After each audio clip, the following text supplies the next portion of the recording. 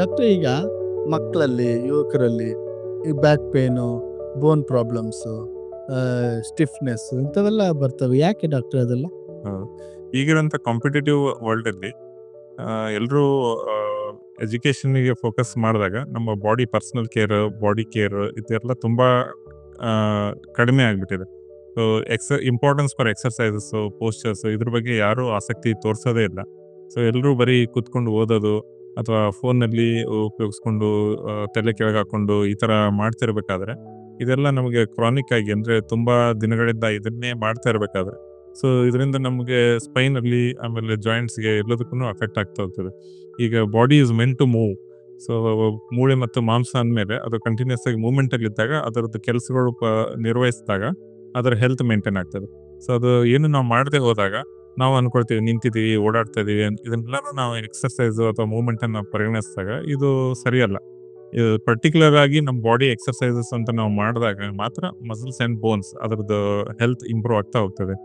So ನಾವು ಏನು ಮಾಡದೇ ಇದ್ದಾಗ ಬೋನ್ ಸ್ಟಾರ್ಟ್ ಲೂಸಿಂಗ್ ಇಟ್ಸ್ ಡೆನ್ಸಿಟಿ, ಅದರದ್ದು ಡೆನ್ಸಿಟಿ ಕಡಿಮೆ ಆಗ್ತದೆ. Muscle start losing it's strength. ಇದರಿಂದ ನಾವು ಮುಂದೆ ಏನೇನಾದರೂ ಮಾಡಬೇಕು ಅಂತಂದ ಕೂಡ ಎಲ್ಲವೂ ಕಷ್ಟ ಅಂತ ಅನ್ಸುತ್ತೆ.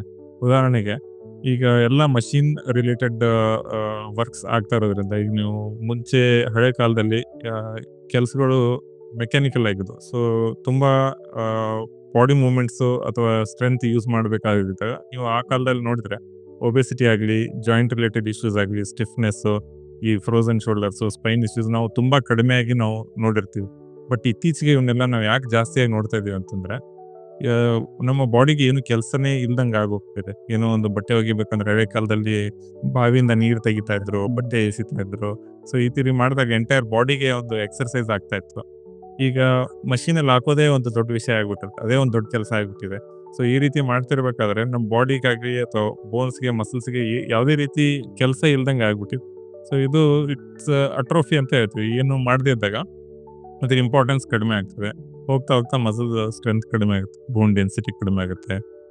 ಒಂದೇ ಪೊಸಿಷನಲ್ಲಿ ಇದ್ದು ಕಾರ್ಟಿಲೇಜ್ ಅಫೆಕ್ಷನ್ಸ್ ಆಗಿ ಜಾಯಿಂಟ್ ಸ್ಟಿಫ್ನೆಸ್ಗಳು, ಸ್ಪೈನ್ ಡಿಫಾರ್ಮಿಟೀಸು, ರಾಂಗ್ ಪೋಸ್ಚರ್ಸು ಈ ರೀತಿ ಎಲ್ಲ ಆದಾಗ ಬಾಡಿ ಮೇಲೆ ಇದರ ಪರಿಣಾಮ ಬೀರ್ತಾ ಹೋಗ್ತದೆ. ಸೊ ಈ ರೀತಿ ಆಗಿರೋದ್ರಿಂದ ನಾವು ಈ ಕಾಲದಲ್ಲಿ ಯಂಗ್ಸ್ಟರ್ಸ್ ಅಲ್ಲಿ ಕೂಡ ಆರ್ಥೋಪೆಡಿಕ್ ಇಶ್ಯೂಸ್ನ ಹೆಚ್ಚಾಗಿ ನಾವು ನೋಡ್ತಾ ಇದೀವಿ. ಓಕೆ.